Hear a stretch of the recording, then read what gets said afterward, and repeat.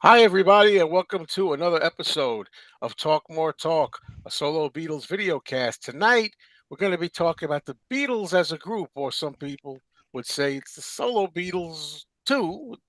The people, that's another question. Is it a Beatles song or not? It is. Anyway, I'm Joe Mayo, and I have a YouTube channel, Mean Mr. Mayo. Very excited here to have everybody, and it was so much buzz in the air and thrills about the new Beatles song Now and Then, which waiting for it to be officially number one in the UK. And we're getting there. Okay, well, let me introduce everybody here. Okay, first of all, we have the queen of all Now and Then Blitz and everything else, and she has her books out that you know by now. You must know them. Songs We Were Singing, guided tours with the Beatles' lesser known tracks. Also, she has Fandom in the Beatles and Michael Jackson, FAQ. All that's left to know about the King of Pop. And she has the show that she does that I can't recall right now. The Toppermost of the Poppermost podcast. Okay, I'm talking about Kit O'Toole. Kit. Hello, Joe. Hello, everybody, and hello, mystery guest. Great to see you all. No longer coming from Arizona, but having relocated into the Eastern time zone, we have one half of the Two Legs Paul McCartney podcast, and I'm talking Mhm. about the great Tom and Yachty. Oh, well, thank you, Joe. It's good to be back. And let's have another fun episode. Looking forward to it. Hope you Yeah, all are me doing too. well. Yep. All right. Then, of course, let's not forget the host of Every Little Thing, the syndicated radio program, and also one of the hosts of Things We Said Today, the YouTube Beatles Show. Also on YouTube, his Ken Michaels radio program. I'm talking about Ken Michaels. There he is. Hi, Joe, Kit, Tom, and mystery guest. Mystery guest that's now going to be, last but not least, and is going to be announced. And I'm going to wait till you see this, folks. This is going to be a real credit to him with all these things. First of all, he's a bass guitarist, has appeared with artists such as Alan Parsons, Todd Rundgren, the Turtles, and others. Created the theme music for the groundbreaking WTF with Mark Maron podcast. And he's had lots of Beatles involvement. For example, he's a published writer on the Beatles. He designed the curriculum for Gowanus Music Club's Beatles 101 online course. Okay. And he presents master classes examining Paul McCartney's innovations as a bassist. And also recently appeared on the Ram On CD, the 50th anniversary tribute to Paul's Ram. And I'm talking about John Montagna, who was nice enough to join us here. Hi, John. Welcome Hey. back. Welcome Here it back. is. Oh, You've so been good here to see you before. guys. I did not know I was going to be billed as a mystery guest. That's okay. That was a mystery to me. We almost always say that. I think I Almost saw your always name say mentioned in that. some of the I went ads. ahead and plugged it and told all my people on the socials. That's okay. I didn't realize I was going to be like, don't tell anybody. It's a big No, secret. I thought. Well, you can go, always- whoa, what a we always surprise. I would have It's- kept it's just the- exactly. Exactly. You know where I'm going with that. Oh yeah. We yeah. all know that except for Right. Tom and Kit, apparently. But, Yes, that's yeah. Okay, The intersection of Beatles and honeymooners is Yeah, a very interesting one. I find that those two obsessions tend to go hand in hand. I'm not sure why. Well, That's a story for that's perhaps another author can examine that in There greater you go. detail. As it turns out, there ain't going to be no surprise. Right.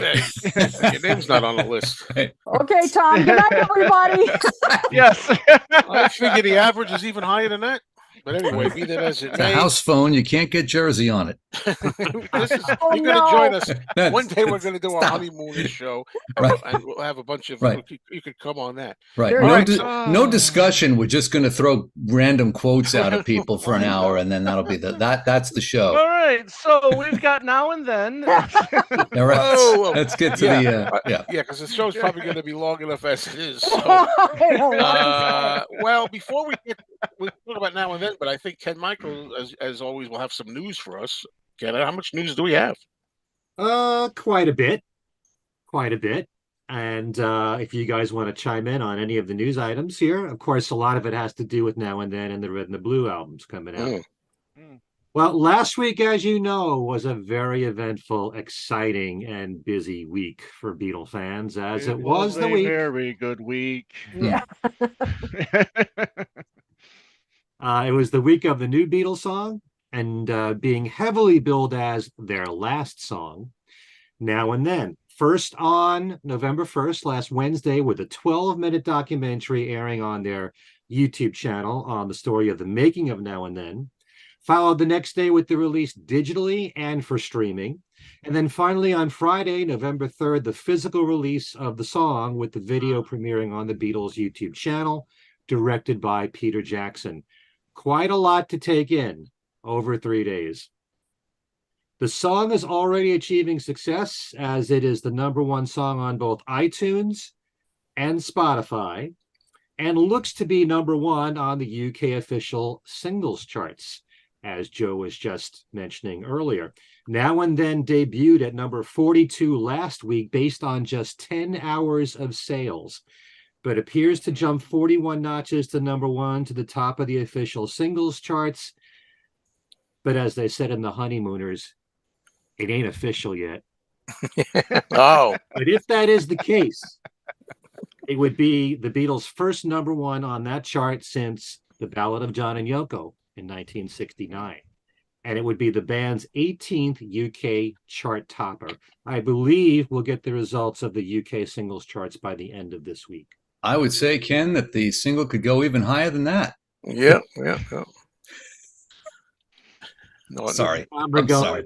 We do it all the time. That's what I'm trying to contain it. I apologize. Okay. For those of us trying to keep track of the various physical releases of Now and Then, this is where Tom and Joe have to help me out. There is the 7-inch single in black, clear, and light blue, and on 12-inch black vinyl. Light blue marble. Marble. That's yes. That is in blue the and a marble. Store, yeah. Right. Yeah. The marble, the blue and white marble is to the store, from my understanding. That's the one that I have. Kit was going to let me unbox it on the show. So anytime you're ready. Okay. The Beatles store, their exclusive releases were the cassette single and the 7-inch vinyl in blue and white marble. Spotify had an exclusive for a 10-inch vinyl single. Target had both the 7-inch and 12-inch red vinyl. Despite being told at a press event that there would be no CD singles, that has changed. You can now get one at the Beatles store at thebeatles.com. The Beatles store even has new shirts and tote bags to celebrate the release of Now and Then. And socks. Are there any that I missed as far as vinyl that you know of? Tom, Joe? No, I think you hit it all, Ken. Okay, good. If anyone and the cassette now knows of any that I forgot to mention, speak now. Didn't mention, please write in. The actual production credit for Now and Then reads Paul McCartney and Giles Martin, which means it's the first time that Paul will be listed as a producer for a Beatles recording. It also reads additional production from Jeff Lynne. As most fans know by this time, the flip side for the single is Love Me Do, the single as it was released in the UK with Ringo on drums. This happens to be a nice touch, and I think this really is classy, because it symbolizes both the Beatles' first and last song as a single on the same record. Excuse me, Ken, although it is, a 2013, what year are we in? 2023. New, what's the word? Master, mix. I say the wrong thing, a remix, remaster. That's true. It's remixed. Okay. And just like, all the new additions to the red and the blue and whatever hasn't been remixed before is on those two collections. We'll talk about that in the show. On the cassette single, the A-side has the words Now and Then written in John's handwriting, while the flip side has Love Me Do in Paul's handwriting. Nice touch. An article that appeared in the Sunday Times yesterday Peter Jackson revealed that he thinks another Beatles song is possible, that he has footage from the Get Back documentary in which one or other of the Beatles riffs on a musical idea in the studio is created. He said we can take a performance from Get Back, separate John and George, and then have Paul and Ringo add a chorus or harmonies. You might end up with a decent song, but I haven't had conversations with Paul about that. It's fanboy stuff, but certainly conceivable. That's what he says. See, where they're going wrong with this marketing too is they should say it's the last new song by the Beatles, not the last song. Well, there'll always be because, new songs in a way if they do them, if they they'll Frankenstein always, more. And I was just thinking, to chime in here. I'm not saying that they would. I don't think Paul would, or they should, but they could feasibly make a Beatles album, maybe. Taking a lot of between John demos and stuff from the sessions of Get Back and whatever they can do with this technology. Well, Paul and Ringo are still willing, but I don't think personally that even though they could do it, I don't know if Paul would want to chance it like another Beatles album. The last album. I don't know. I don't think it's a good I idea. wonder what people think. Well, Yeah, I don't only could, not should or would. No. We had a discussion a few days ago with Kit in her Chaos and Creation in her back. And one of the things that they bring out, and certainly in the 12-minute documentary, is that I guess to Paul and Ringo, for this to be a Beatles record, and for George, when they were recording Fears of Burn and Real Love as well, that it has to be the four of them. Now, it just so happens, as we all know, there's plenty of Beatles recordings that they released that didn't have four Beatles on them. Right. They still went out as the Beatles. I mean, look at I Me Mine. That was exactly the example I was thinking of. John's not on I Me Mine. He's not on Golden Slumbers. He's not on Carry That Weight. Nobody but Paul's on Yesterday. Right. That Ringo's not on Back in the USSR, and I think this John and Yoko. Right, and I think so. This opens up the question, like, what constitutes a Beatles record? Like, according to like the bylaws, like, do they have like a charter that it must have this, and that? And I think, and my wife had the greatest answer to that question, that if they say it's a Beatles record, then it's a Beatles record. That's what I say. You know what I mean? Yeah. But I think the reason why the Beatles are in a class by themselves, the reason why there's no, Fest for Dave Clark fans every year, is because they stopped and didn't regroup. They could, once John left, that was it. And then Paul leaves and that was it. And it's over. They were, it wasn't like George and Ringo were going to grab Klaus Vormann and some guy and call it the Beatles and keep it going. They certainly weren't going to regroup periodically and like sort of churn out a Beatle product, not to call out any groups by name, but the Red Hot Chili Peppers, who I love, a friend of mine saw them at, I think it was Giant Stadium a couple of months ago. And he's like, yeah, they played a bunch of tracks off the new album. I said, oh, what's the new album sound like? He goes, it sounds like a Red Hot Chili Peppers album. Right? Yeah. Lots of bands, they get together every so often and they fly in their parts and they make a thing that sounds like it suits that brand. The Beatles were never going to do anything like that. And that's what keeps them at this class above, in their own category. Once we start scraping the bottom of the barrel, taking like isolated guitar riffs from Twickenham and overdubbing onto them, I think you're running into some pretty dangerous territory. Yeah, you don't want to tarnish that reputation and legacy. I always said they stopped at the right time. They were on top. Yep. Everything's good. Mm-hmm. I agree. Ringo has been saying frequently, this is the last Beatles record. Yeah, this is the last one. You listen to Paul, I think in the 12-minute documentary, he says, this is, maybe it's the last Beatle record. Like, leaving the door open. Yeah. Mm-hmm. But Well, we know there's a lot more Lennon Dakota demos Yeah. that they could have worked. I always wondered why they never did anything with "Serve Yourself" off of the that Lennon box that came Not out the a while obscene ago. one though. No. Oh, the obscene one. Really? Really? Yeah. Why not?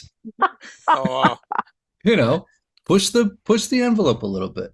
But who's to say? Why does it have to be a Lennon? Why can't it be a George Harrison non-finished demo? Thank you. it could, again. it could. Again, we consult the bylaws. Yeah. Once Paul and Ringo start putting stuff out on their own and calling it the Beatles, now you're getting into some. You're getting far away from the original mission statement. If you ask me. I think they feel for it to be called the Beatles, you have to have 4 of them on it. And even if you took George Harrison at this point, and you added Paul and Ringo to it, you wouldn't have John on. Want it to go out that way.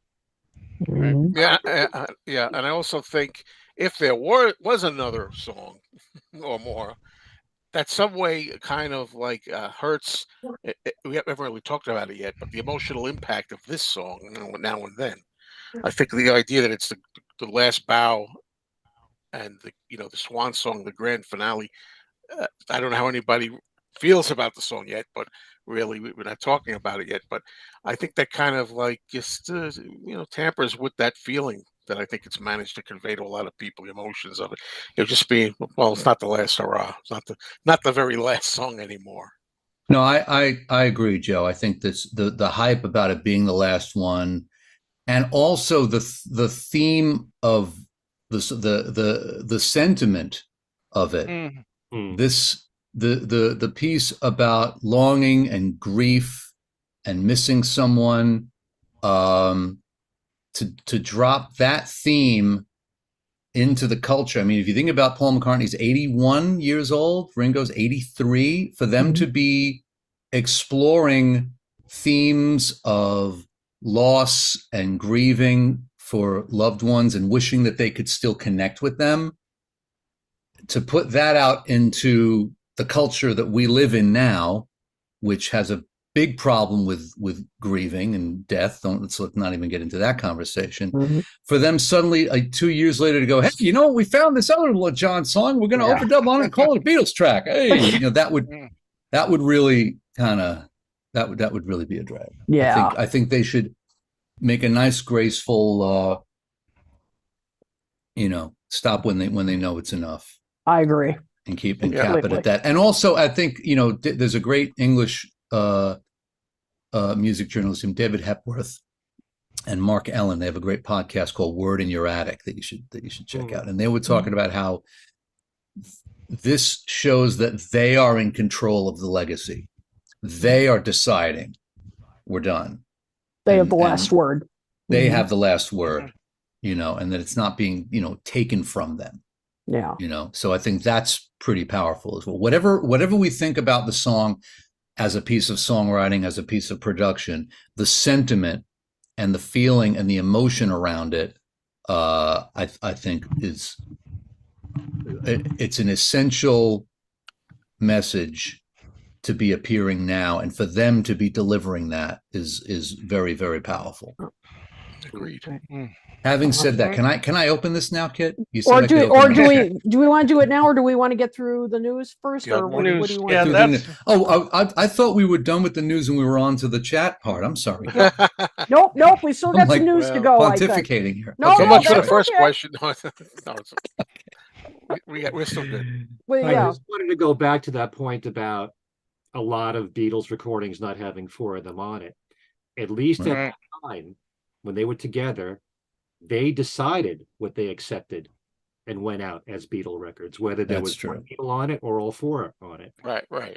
I think they felt by the time of the Beatles anthology, this is a special record.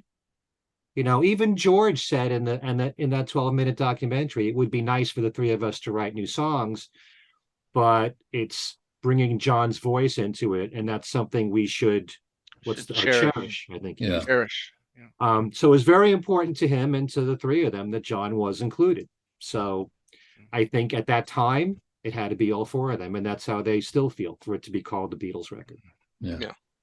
Anyway, For those of us curious about the picture of the clock featuring the words "Now and Then," which you can find on the back cover, there you go. There you go. For the single, the piece of art was created by another American artist, Chris Griffin, and it was bought by George Harrison in 1997 from a shop in Providence, Rhode Island, and kept for years in his home that he shared with Olivia. Last year, apparently, Olivia decided to have a closer look at the clock. She says, "I put it on the mantelpiece. Then the phone rang. It's Paul, and he begins to remind me of this third song with real love and free as a bird. I said to him, I remember it. He said, it's called Now and Then. I'm standing there with the phone in one hand, looking at the clock that said Now and Then. I was sort of dumbfounded. I said, I think this is George saying it's okay." Mm. Wow. Yeah. That's kind of ironic right there. I didn't know that. Yeah, I didn't hear Yeah. that part of the story. Yeah, that just I came didn't out know recently. that. That's That does. amazing. Isn't that incredible? Wow. Incredible. Nice. Then there's the news about the red and blue collections, and they both come out this Friday, November 10th. These are expanded editions with both collections given bonus songs not on the original release.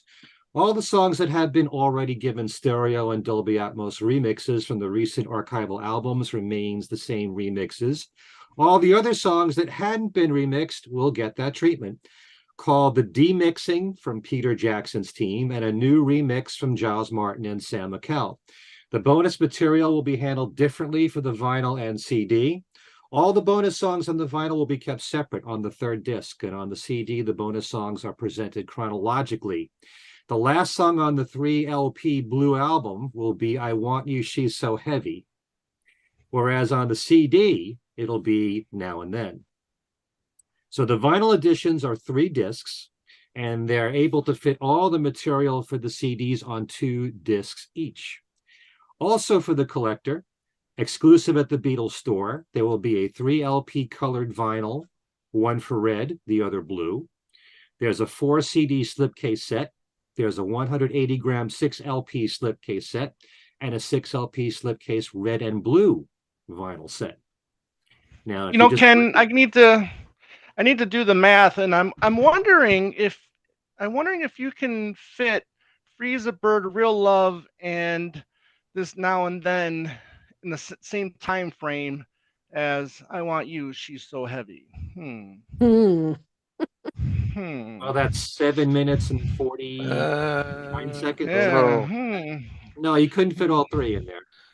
If you can have "Can't Buy Me Love" and "Old Brown Shoe" on the same album, I think we can make this work. Well, whatever. There's the big debate as to whether or not you think Now and Then should be on the Blue album, but we'll get to that. Yep. If you want to know the bonus material, Gotta write it down. Get to it. Yeah. Got a lot of work ahead of you, Joe. And then I was thinking, should the red and the blue be the next show? But that I'm just wondering. But anyway, bonus songs on the Red album. I Saw Her Standing There, Twist and Shout, This Boy, Roll Over Beethoven, You Really Got a Hold on Me, You Can't Do That, If I Needed Someone, Got to Get You Into My Life, I'm Only Sleeping, Taxman, Here, There, and Everywhere, and Tomorrow Never Knows. 12 bonus songs on the Red. There'll be 9 on the Blue, and they are. What's that? I thought I heard. Oh no, it's coughing. No. Okay. Now and Then, Blackbird, Dear Prudence, Glass Onion, Within You, Without You, Hey Bulldog, Oh Darling, I Mean Mine, and I Want You, She's So Heavy. So altogether, 21 songs on the Red and the Blue that were not there when they first came out in 1973. Okay. There is an excellent interview with Giles Martin discussing both Now and Then and the Red and Blue collections in Variety magazine. I would definitely urge all of you to read it. It's very long. And we have a link that we're putting into our description box for those of you who want to check it out. Yes, I'll put that in after the show. Yeah. Yep. Okay.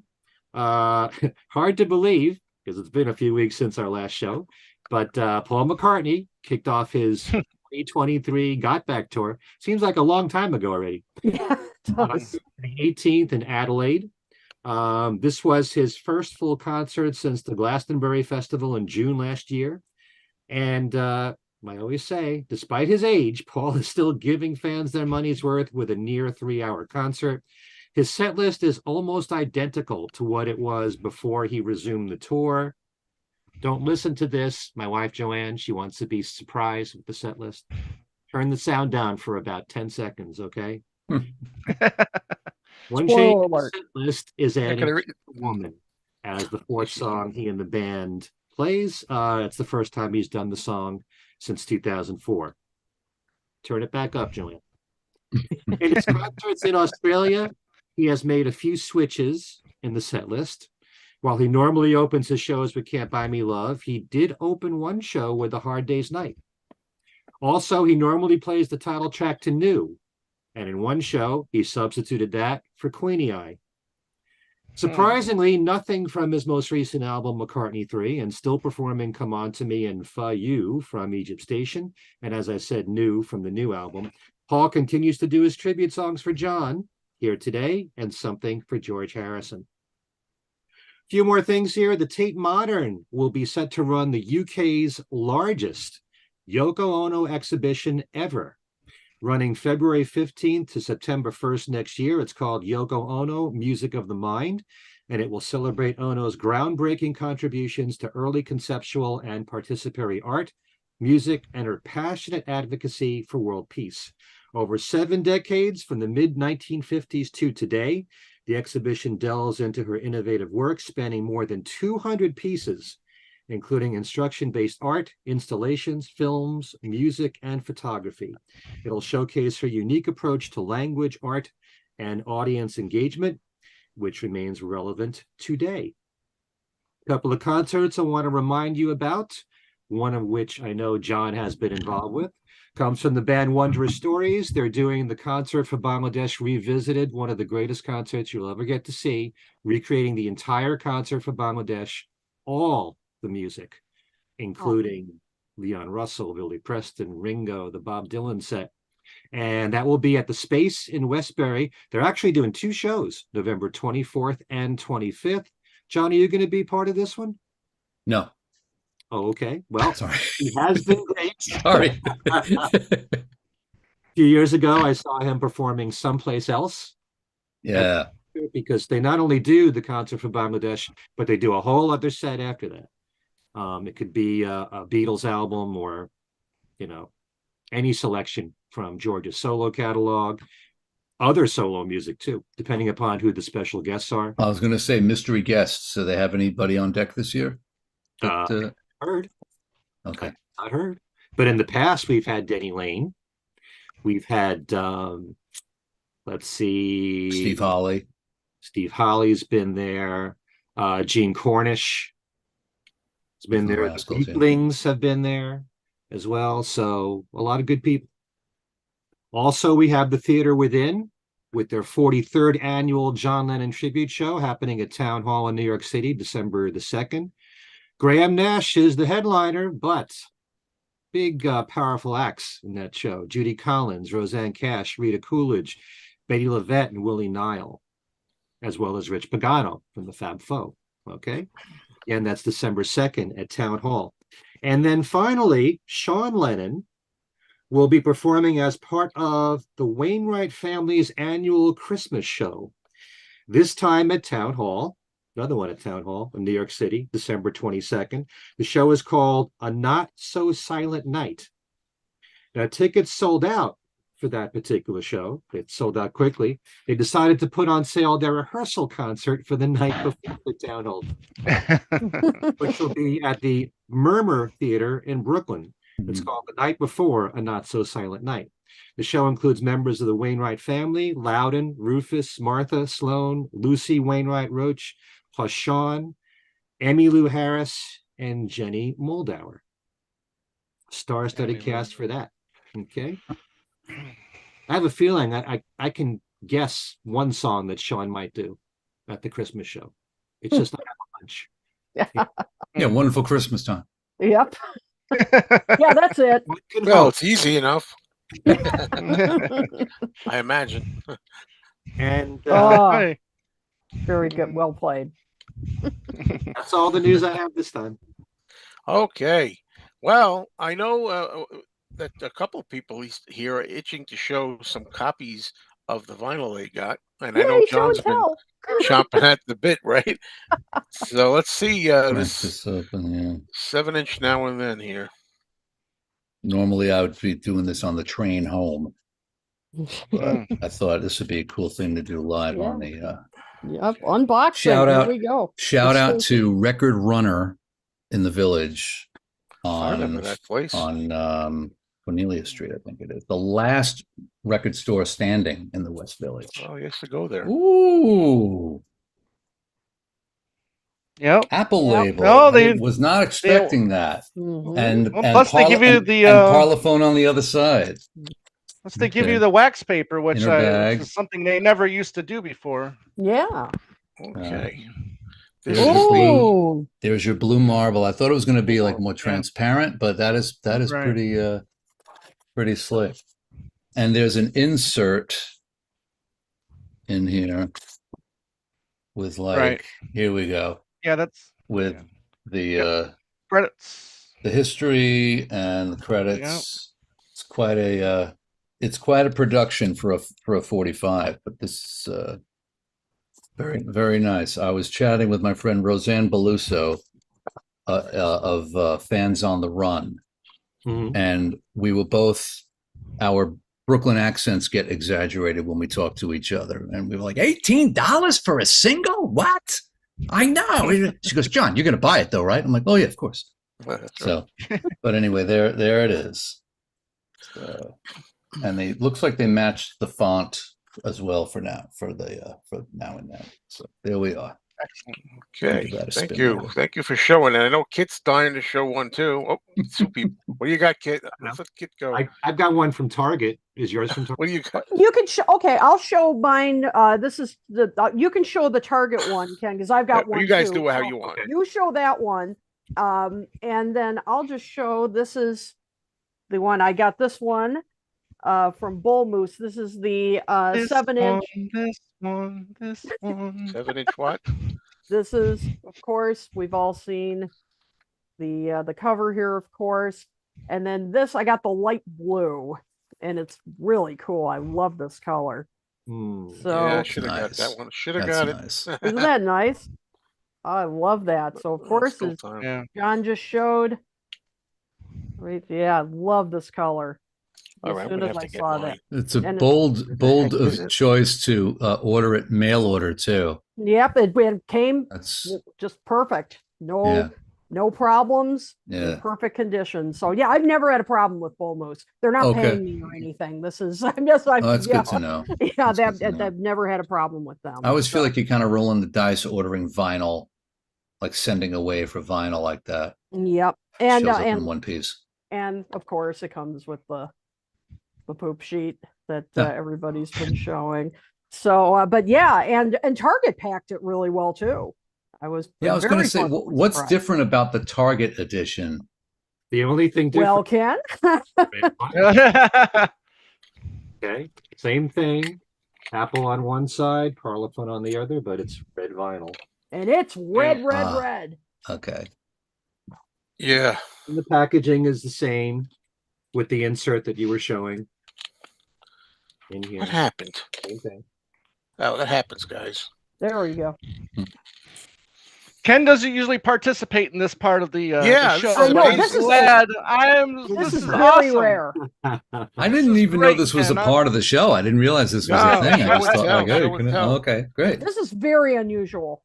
I got into the spirit of the moment with this because I was going to make a video opening this for myself, but I figured, because it's different than everybody's, why not look Right. at it?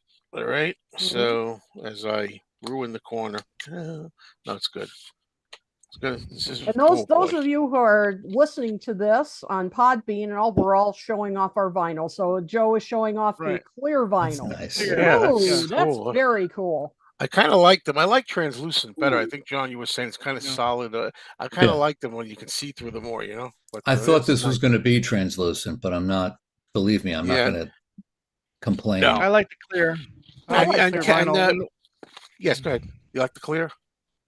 No, yeah, I love the clear. I mean, I love it because when McCartney was doing his color vinyl series there for those 3 years in a row, the McCartney 2 was released as clear vinyl. I really like that one. You mentioned Tom a little while ago. Somebody said Tom or Kit said this is unusual for Ken to to go crazy, like buy these things and show some of the. Mhm. But what's more interesting is you said, Ken, before we went on, you were going to get a few of these. I actually I'm getting 6 recordings I can't. now, Oh, and it's mainly because ah, ah. this is a big event. I mean, every Beatles Yes. record is special, but they keep saying it's the last Beatles record. So I got the Target 12-inch. I got the 7-inch black vinyl from my local record store, which is Exile on Main Street. Sorry, it's a Rolling Stones title. It's in Branford, Connecticut. And I also got the light blue one that you got, Kit. I ordered from the Beatles store the cassette single and the blue marble, and I just ordered the CD single. This is the only time I'm ever going to do this because I only Yeah. care about getting the music. I don't care about all these versions that came out. I know that's for, the collector. So, but I always welcome you guys talking about it because I know a lot of people love collecting this stuff. Yeah. And it Yep. turned out that I liked the song, so Yeah. I wanted to. All right. So Handy. that was the show and tell part. Now I have a few ideas here for things to throw around here, topics. Even though I'm moderating, if anybody thinks of something they want to mention or bring up that I haven't, please do, because I just have some ideas here. I thought we'd start out by just general feelings, if you will, about the demo tape that John did in the later '70s. And what did you think of the tape quality? The song and maybe the audio quality, which wasn't very good, and then as it wound up being a record, the release version that they're doing after working on it, you know, did you like it? Did you not like the demo, and so on? What did you think of both? And I wanted to start with John because since you're our guest here tonight, why don't you go first? And what do you think of like the demo and then versus the released song? That's a really interesting question because as we all know, these Dakota demos have been circulating as bootlegs, for years. A lot of us knew of Real Love already before it came out, right? Besides the fact that it was John used Lennon. in that Imagine film and all that stuff. Yeah. There was a radio show. I believe Elliot Mintz was responsible for that radio show, the Lost Lennon tapes. Yeah. Yeah. So we've all kind of known about the existence of these cassettes, and my own personal feeling about anytime I would hear this stuff, for all of its historical value and for all of the chill you get hearing John's voice again, a lot of those demos are kind of like these are unfinished song fragments. Some of it's kind of flimsy. There's not a lot there. And that's not a criticism of him or his artistry. I mean, a lot of if you listen to the demo for Strawberry Fields, you think there's not a lot going on there. It's only when he brings it to the band and they all elevate it to the next level. But they're demos. They're not supposed to, take your breath away, right? So I'm like most of you, right? All of you have heard Now and Then for years. We knew that there was this third track that they were going to do as the Threedles for the anthology, and then they chucked it halfway through for whatever reason. I was not sure if I know that George was sort of the deciding vote. Was it because he didn't like the song or because he thought that That's up for debate. That's Yeah. up for debate. Because Yeah. Olivia has since put out a statement that George actually was talking about the quality of the It was the recording and the tape. right. But Right. then I heard, and who knows if it's true or not, there was somebody else that supposedly knew George and said, no, he thought the song was rubbish. As if Not Well, much. it's Not maybe much a of a little song. PR Yeah. by the Harrisons. It I could don't be. know. Well, Right. Philip Norman, who's pushing his George book right now, was on on the UK saying that it was George hated the song. So Right. there's that. Plus, So we did know Paul. Paul what he said with the Jeff Lynne documentary. He just repeated what George said. It was effing 100%. rubbish, Right. effing Right. rubbish. Right. Yeah. And he also did say, "I'm going to nick it and finish it one of these days." Yeah, yeah. He's So gonna we nick know Jeff that this Lynne has and been. finish. Yeah. So I know that there was one journalist that referred to this song as Paul McCartney's White Whale, which Yeah, I saw think that. is kind of pushing it a little bit, but clearly this song had a tremendous amount of significance to him. Yeah. Because let's face it, as essential as Ringo and George were and are to what the Beatles were and are, it was John and Paul's gig. I mean, that was the heart and soul of that band was that partnership of those two guys, right? In the Get Back film, George walks and it's a crisis, and who has the conference about what to do next? It's John and Paul. Paul is sitting there like this until John shows up, and then there's a conference, right? So whatever anyone else says, that band was about the two of them, that partnership, right? So and Paul's made that pretty clear in what he's in his statements and in his actions. So this song clearly had a lot of significance for him for a number of reasons. I personally thought like that's the one they're going to do, because I'd heard the demo of Now and Then and thought, yeah, there's not much going on there. So when this third new Beatles track, and I was like, oh, it's probably going to be this Now and Then track. And so there it was. There it comes out. And when I listened to the song for the first time on Thursday, and by the way, I had therapy clients at 10 a.m. and 11 a.m. Eastern. I had to wait a full 2 hours to be, I'm sitting here doing remote sessions and I see my phone lighting up, ding, ding, ding, ding. Well, I'm like, okay, I'll get to, right. But of course, when Cloud 9 came out, I had to wait for a month to hear that thing, which is the whole of the story. I had to tape When We Was Fab off the radio and listen to. John, priorities. I know. Well, I know. Well, it was just, just thinking of how far we've come in terms of technology and the culture. But I remember, so I listened to the track for the first time with headphones from beginning to end, and I went, holy crap, they did it.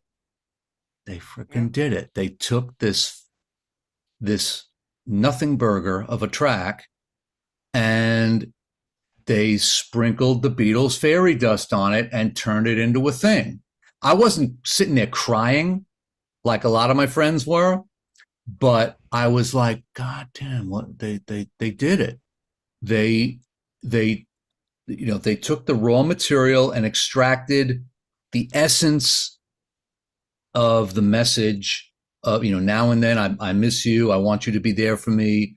All that longing and past and present. And when you look at the video, which, by the way, are we assuming that all of the viewers have seen the video already, or are we avoiding? I think we can assume it. Okay. Yeah. So, the first time I watched the video, I was a little like, really? Superimposing like John from the Hello Goodbye video onto the string section over the film, huh? I don't know if that's all. But then I was like, oh, I totally get it. So there's Paul, present day Paul, at the string session with his young self and George over his shoulder. I mean, I'm getting misty. I'm getting choked up thinking about this, right? If any of us who have lost loved ones who want like one more chance to hang out with them, who know what that feels like, it makes perfect sense that Paul would visualize, there's John at the session, there's George. You know what I mean? All my buddies I'm back with my buddies again, right? So, but the song itself, this is not the first time that the Beatles have taken, and Ken, I said this on your show a couple of months ago, I agree with David Hepworth, the great English music journalist, that the Beatles' genius it wasn't just about songwriting. They could take material that was good, that was okay, and turn it into something like spectacular. Get Back on paper is not a remarkable piece of songwriting, but that record hits you like a freight train, right? That's why most Beatles covers are such a drag to listen to. You know what I mean? It's their performance. They have this uncanny ability as performers to just make magic happen, you know, and they did it again. Ringo and Paul are still, I'll go on record as saying, the finest rhythm section in rock and roll. The pocket on here is spectacular. It's a sort of dreamy, textural kind of track. There's not a lot of complicated stuff happening. There's a lot of space, you know. And I think that suits the theme and the sentiment and what they're talking about there. So, you know, all of the sort of criticisms about, well, they should have done this with the strings, and it should have been this or it should have been that. I think it was for what it is and what it's supposed to be. It really exceeded my expectations. Having a sort of like a middling opinion of this particular song to begin with, I was really pleasantly surprised that magic happened. So whether or not it belongs on the Blue album, I don't care. It's got. I don't mind it being on if it goes to somewhere. Close it. I just wish again, I'm more anal about the title of the album. That's all. It fits all right to me. But what do you mean the 60s, 1967 to 70? 7 to 70. I don't think everyone's calling it the Blue album now. Yeah, that's fine. That's fine. Well, slim Can I pickings. say something about what John just said? I mean, there's a few things I really want to talk about. I'm sure there's something I'm thinking you're thinking. First of all, having listened to John's demos all those years on the Lost Lennon tapes, it's a fascinating study. There are some songs that are unfinished. There are some songs that I feel were finished or just needed a little bit more work. I would never call Now and Then a nothing burger. I think it was just almost finished. There was a middle section in there. There was a bridge that wasn't used in the Beatles version. And there was a moment there where John didn't have words to his melody. So that needed to be finished. But, I do think that the song was pretty close to being complete. Remember, Free as a Bird wasn't finished. That's true. Right. The middle section there, Paul and George had to add words, the parts that they sang. So, and also, I do believe that the strength of the Beatles catalog is that the songs are great songs first, regardless of what the Beatles did with them. And I'm not denying that they sprinkled their fairy dust, as you said, and made it very magical. But the main reason why so many people cover their music is because the songs are great songs first. It doesn't mean you have to like them as much as you like the Beatles recordings of them. But but there's no doubt about the magic that the Beatles had when they were together. There's no question about that. But to me, I'm a big song man first. Everything comes down to the song. And the Beatles continued to write great songs in their solo career, and that's the most important thing. What they added to each other's music together was something really special. And they had great musicians around them in their solo careers too. So that's all I wanted to say about that.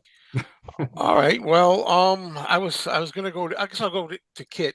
Kit. I'm curious what you thought. I mean, I haven't really heard your real opinions of this. I get a vibe. I don't want to speak for you, but at first you weren't so blown away. Am I right about that? Tell us what you. Yeah, I mean, first of all, the demo itself, I always thought it had promise. I really love those minor chords that he was using. I thought that, that was very intriguing. And I liked the idea behind the song. And I thought that bridge had some promise. I was a little disappointed that they didn't do, Paul didn't do something with it in this final version. I mean, I get the point about not using the abuse you line. I mean, that wouldn't have worked in, Yeah, that, I wanted to. this I didn't know version. if I should make that as a separate question or not. But if anybody wants to chime in, because I Bridge. personally am Yeah. glad they left it out. I mean, Mhm. seeing the result, I don't Mhm. think it would fit in the sentiment.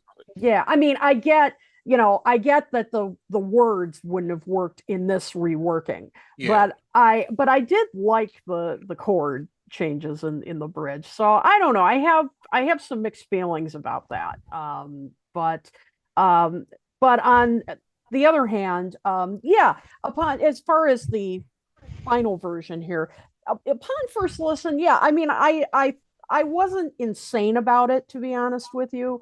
It was good. I mean, I didn't dislike it or anything, but it really wasn't until I saw the video that I changed my mind.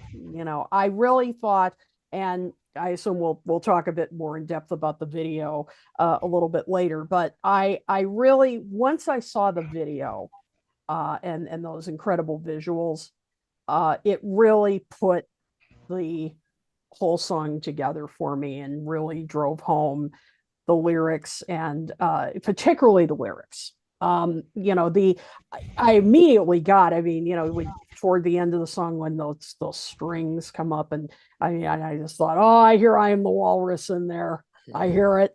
And the wonderful use of the background vocals, or the music and background vocals here from "Because," and I mean, it's just Beatles all over the place. It's great. I love that. But the song just didn't grab me immediately upon first listen. But as I said, the video really made the difference for me to see those incredible emotional visuals. And as you said, John, you really, put it well that, the song is about, loss, and it really turned it into that, about loss, grieving. But it isn't depressing. I mean, it isn't an Right. overly depressing song. I mean, that's, I don't mean to make it sound like that, because in fact, a couple people online have called it a dirge, and I don't think it's a dirge. I mean, it really isn't. It is an acknowledgement of missing people you love, and I just Well, there's that rhythm section again. I think mhm. and the Beatles are great at taking like a slow tempo and kind of adding enough kind of swing to it that you don't feel like you're counting this tempo, you know. Exactly. At it's sped up some a little point, though. Excuse me, isn't it is sped up it? a little bit? 10 seconds. I heard it was sped up a little bit from the demo. It has to be. Hmm. It sounds like Mhm. I think slightly. it is just a little. Yeah, I mean, it's not major, but those strings really bring it to Hmm. emotional climax toward the end too, and so it's a sort of a celebration of life in a way at the end. Yeah. Yeah. Well, I'm just going to chime in. I guess this will be. I'll just get mine over with fast. Because I want to say, well, but first, I would be close. Sorry, Ken, to calling the demo a nothing burger. I just didn't think. I thought it was weak. John never intended to make a recording of it. He never really. I didn't think it was finished. It was kind of slow and dirgy. I don't know. Slow. Some of the best songs are slow in the world. I Hmm. mean, not just that, because it's slow. But I just and I was like, how are they going to do something with this? I had my doubts, and I had a person, Lee, who was on my in comments a lot of my live stream, says, don't you have faith in Paul McCartney? Don't you have trust in Paul? And this is the Beatles we're talking about. They're not going to let something go out It's a that's good point. garbage. And I'm saying, yeah, I do have faith in Paul, but at times, he's had things come out that I'm not thrilled with. Even he can make a mistake. But I tell you, when I heard the song, I liked the song. When I heard the song itself, and I said, they did it. I can't believe it. I said, Paul, you're right. take my hat off to you. The production, the instruments that Paul, doing the George part uh, tribute with the slide, which is kind of melancholy, bittersweet, a little spooky, maybe. I just love that bit, and the piano and so forth. And then maybe we should all throw this in a little. When I saw the video, forget it. Kid had said, "Heads up! I hear it's going to be a Kleenex video." Hmm. Yeah, I got tears in my eyes. I was moved by it. I was emotional. My girlfriend, who's somewhat of a Beatle fan, not like me, completely like lost it. She's blowing her nose. She had to take, and she wanted to see it a second time. We were away in Oklahoma for this. We're in a Target store on the phone watching it on a phone, and we're crying in Uh, Target. And then later on, we were going home at the airport. We were stopping in a restaurant. She says, "Can I see that one more time?" Set it up on the phone, and she was like, "Ooh," she was crying the second time. So I was one of those people that was affected by it. I wasn't bawling, but I did have to go like that. I got emotional. Yeah. So the video to end this for me, that was, now I love it. You see, the video made it for me. Yep. It was good. When I saw the video, I'm like, that's it. There used to be worries in the MTV days. Sometimes the video can limit a song visually. They're worried about that. Or if you have a video, you're always going to connect it with the song. This one, it's always going to be connected for me. The This video, enhanced the song, I think. I think, yeah, for me Yeah. too. I think it enhances it, and yeah, it is, to me. It is sad. It's sad, but it's also a celebratory thing of their entire career, a last bow, a swan song. Some people said they didn't think it sounded like the Beatles. I think it's got the epitome of everything the Beatles were. I think it's very Beatley, very reminiscent of their whole career. And I could say a lot more, but we got a lot to get to, and I want other people to go. But Tom, I yeah, don't think Tom, I don't yeah, think oh he yeah, sure. I'm Mhm. going to do Tom as well, Yeah. and back to Ken. Yeah, so Tom, you're up Well, finally. I mean, yeah, no, it's all right. No, I've enjoyed listening to everybody. I've said this before many times. I'm not the biggest bootleg person, so now and then the demo came recently to me, and I thought lyrically it's better than I think with the piano. I'm not the biggest fan of the piano bit that he's playing, in that it is, as what jury is that what you call it there, Joe? Dirgy, like a dirge. Dirgy, whatever, Dirty. yeah, something like Mhm. that. Little But dirge. lyrically, I've always thought the song has some promise to it. I've always liked, sometimes Lennon, if he's looking back or if he's apologizing or if he's being sentimental, I kind of like that side of John. That being said, going into the song, yeah, I mean, we know that that there's that bridge there, and you're kind of hoping that maybe Paul will add some vocals in, like him and George did with "Free as a Bird." And I gotta say, at first I didn't really have high hopes for this because I liked the two songs, but I've never been the biggest fan of "Real Love" and "Free as a Bird."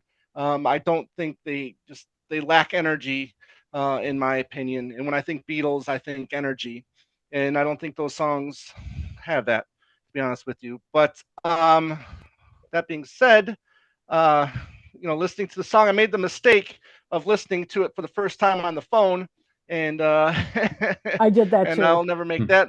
Yeah, I'll never do that again. But let me Yeah, tell you, agreed. when I put the headphones on and was listening to that song, and it's at the 119 marker when they're singing, Paul is joining in with the "Love You" bit.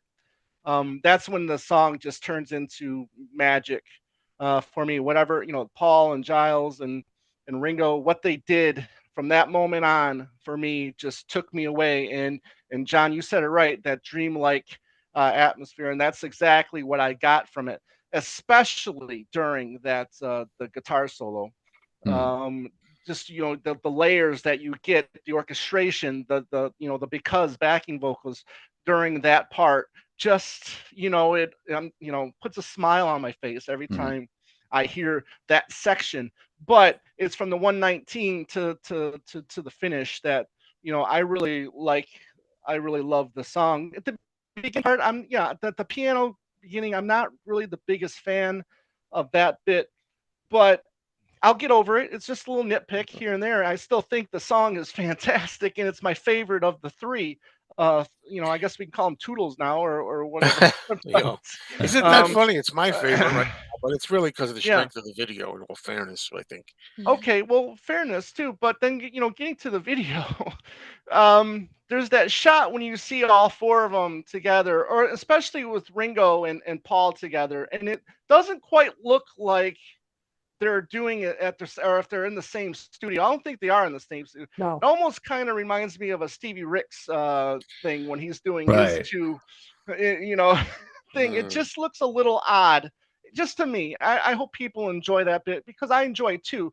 But it just doesn't look, you know, that they're doing it, at the same time, or if they're even in the same, even if this in the same room. I don't But think that it being is. said, No, don't think You know, I yeah, never know. I only watched it on the phone. I've never seen anything bigger, yeah, so I don't know. right.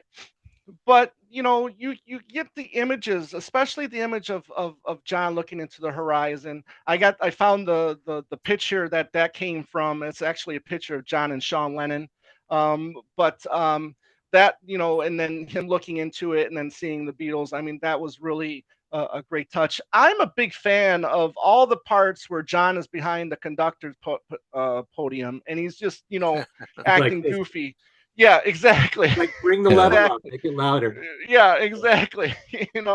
And Kid, I think you said the other night too, the bits where Paul's just looking on, and look, he's in the studio and he's just looking on like he's almost looking back, to the then part. It's now, but then he's looking back to the then part, and that's really something as well. That really enhances. But the song was already enhanced for me. The video was the cherry on top. But for me, the song was already, brilliant from what they did to the song before the video. There are times where a song that has shouldn't be as good as it is, but the video is just really Yeah, knocks the song out of the park. yeah, You we've had know, it both there's a ways, lot. right? Where the video maybe is not as Mm. good Yeah, as the song, but yeah, exactly. this one it Right, helps knock right. it. I agree Yeah, in yeah. this case, and But with the yeah, because harmony, people like to talk you about know, the because harmony. Now again, I always have to say I'm not a musician. I just go right, by my ears. And even though I knew they were going to use that, yeah, right, I could hear because in there, right, but I don't think it was blatant. Like it's not like no. it Yeah. struck me as I like whatever you call it, technically that they right, did, where they used it, right. but I wouldn't right away say, hey, they just swiped it, like lifted it as a what's the word they sample or Sample. something straight off Right, because that's terrible. I was worried about that going into it, right. but I love the Work, effect. I works haven't. beautifully. Obviously the 95 bits too were great to see. I don't know if Yes. you Yeah. remember, but from the documentary, you see George in front of a Susie and the Red Stripes drum head. Yeah. But then in the video, they switched it to the Magical Mystery Tour, the I Am the Walrus drum Yeah. head. So I don't know if that was Peter Jackson, um, his doing his touch, digital touch on that. I But bet. to conclude, listen, it's a fitting end to if this is the last song, it's a perfect ending in my opinion. Mm. You mentioned George. I was going to say I like in the '95 footage when the thing starts, the video starts. You're Yeah. right. George looks now whether they just used whatever they could find. He looked like he was into it. They made it look like he was Right. happy, smiling. There's a moment when Paul and George are connected. Yeah. I love Hmm. right away. I was like, oh, that's great to see them connecting like that. Yes. Yes. Mhm. Yeah. So, Ken, you started saying some stuff, but I'm sure you have more thoughts. Well, I first do. of all, John's demo I've always loved. And in fact, it was such a revelation for me to listen to all that material that was aired on the Lost Lennon tapes, because you get to realize that some songs were finished, some were not. Very often, John would take a fragment of one song, take it out of the song, and use it in another song. In fact, I was just thinking, because initially I was kind of disappointed. My only disappointment with the new version of Now and Then was that it didn't have that bridge. in it. And having heard that demo all these years, and I always loved that bridge. It's a great melody. It really flows with the song. I then remembered, like I said about Free as a Bird, which wasn't finished, Real Love. There's a whole other verse of Real Love that's on the acoustic guitar version from Imagine John Lennon that the Beatles never used at all in their version. You know, what is it? I don't expect you to understand the kingdom of heaven. Right. That whole bit, that was never used. But if I'm not mistaken, though, we were talking about this on my show that I did by myself, about that with different versions of that. Real I know Love that also, was an Yeah. acoustic guitar version. Right. Yeah, it wasn't the same one right out of the Imagine movie Right. either. Yeah. Okay, but I was just thinking that too. But But I like that line that you just said. yeah, I've always loved the demo that John made for that song. But I don't know if you know this. There's a version that just came out. Lots of people covering now and then. You know. Yep. But there's a version that has the Beatles recording, and somehow they inserted John's bridge in there. I heard that. I figured Yeah. the whole thing, and it kind of felt like it was too long. Yo, yeah. Mm. So I think that they made the right decision. The Beatles did there. And, I love the whole arrangement. I think it's a work of art. I love the orchestration that they used in Now and Then. You know, the video is one of the best videos that's ever been done on the Beatles. It's kind of hard to top Free as a Bird, which was a masterpiece of a video. All the work that was poured into Free as a When you Bird. consider the technology that was available then Yeah, compared to now, right. as it were. Yeah. Agreed. But I think Now and Then has a really haunting melody to it. And I'm a very big melody person. I think the melody works throughout the entire song. The video definitely is a work of art. It's masterful. There's no doubt about it. There's certain touches that were added in that video, especially when the words come, Now and Then I Miss You, and it cuts to John and George together at Shea Stadium. Oh yeah. Perfect touch right there. Mhm. Like Tom was saying, one of my favorite moments is when the orchestra's playing and you've got John raising his hands like this to make everything louder. Right. You've got Paul imitating a violin player. Yes. Right. It was all so cleverly done. And when they mix the old and the new, it's driving home the point of Now and Then together. Yes. There's one thing I wanted to bring up to you guys, which is they brought out this story once again. It's not a new story, but back when Paul recorded the Tug of War album and Carl Perkins was in Montserrat, Right. the song called My Old Friend I'm a friend. became a duet with him and Paul, but it was Carl responding to just being so grateful that he was treated so well in Montserrat. And in the lyrics, he says, my old friend, won't you think about me every now and then?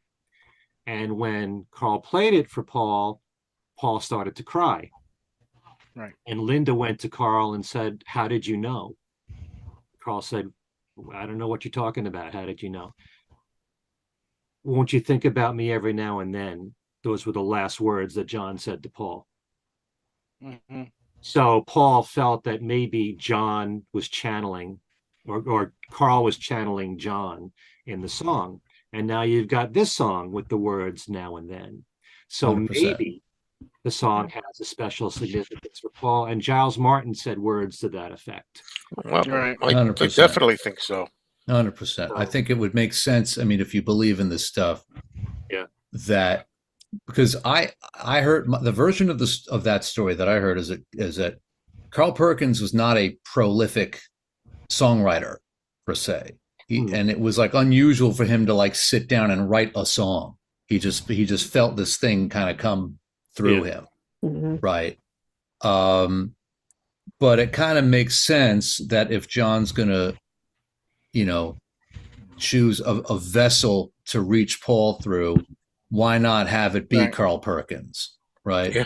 There have been a couple of moments like that in the lore. There was a photo, some of the photos from the 90s of the three of them together, where this like white peacock walked past them. Oh yeah, I think I've seen that. Right? And they were like, oh, there was another one. Paul's doing an interview and he's talking, and he starts talking about John, and something happens with the camera, where the camera suddenly starts like flat, like this weird, like blue fuzzy thing starts happening to the picture, and you hear the cameraman from behind go, we have to stop. Something happened with the camera. It got, this blue flash happened and all over the screen, and Paul goes, keep it in, it's John. Yeah. So there have been a couple of moments like that where it feels like he's kind of, I don't know about you all, I definitely believe in that, getting like a little, like a wink from above from people now, every once in a while. Yeah, you can hear that story from Carl Perkins on YouTube. You can find it easily. Yeah. Oh really? Okay. I interviewed Carl a couple of times. Nicest guy I think I've ever interviewed. He's so special. He makes you feel like gold when you're really. And he told me that story, about my old friend. So nice. Wow. Yeah. Well, are there any thoughts on the video that Kit, did you say everything you wanted to about the video? Well, just wanted to expand what Tom said, and I said this on a show a few nights ago, that it really, the moments of Paul, in the control booth and looking out at the images of John crazily conducting, quotes, the orchestra, and then behind him the younger images of himself and George, and just seeing the contrast of Paul today, and clearly the implication was him and you could see like kind of the smile on his face and thinking back to it was the implication of remembering what it was like in the studio. I mean, that really, I just thought that was not only a nice touch, but it was just so moving. I mean, it was so well done. And I want to mention something else, because we also talked about this on the show, that I saw some comments, some reactions to the video about how they didn't like the images of John acting crazy, and some of the images. Some people said that. I'm like, yeah, my video. I just didn't understand that, because I first of all, that's the Beatles spirit. I mean, I mean, they were funny. And some people didn't know that's from a video. Somebody said to me, "Why would they have like a video? And were those real images of John, or did they make it up like he's dancing around?" I said, "No, that's from a video." Hello Goodbye, one of the Hello Goodbye videos. Exactly. And it was interesting how he drew so much from Hello Goodbye, but it kind of makes sense because there were all those wide shots of the group. Yes. So that's the most sort of usable. And it's in color, and it's like they're nice long shots. There's a lot of stuff to choose from. Yeah. In that video, I thought that was perfect. I was a little confused. Huh? I'm sorry. This was more than one video for Hello Goodbye, to a promo film video, whatever. There was more than one. Pepper outfits. Three, I think. So exactly. So, but anyway, and also I think Peter Jackson was smart to do it, because otherwise, I mean, it could have been a really depressing video. I mean, it would have been even sadder. And so I think he was really smart to put in the lighter moments. I mean, I love the moment where Paul is, sitting and playing the bass, and the others are taking apart the bandstand behind him. And Paul, I love that the younger Paul's looking at him and kind of going like this, and, kind of looking at him like, like he's crazy or something. Just great moments. Yeah. Can I say there was real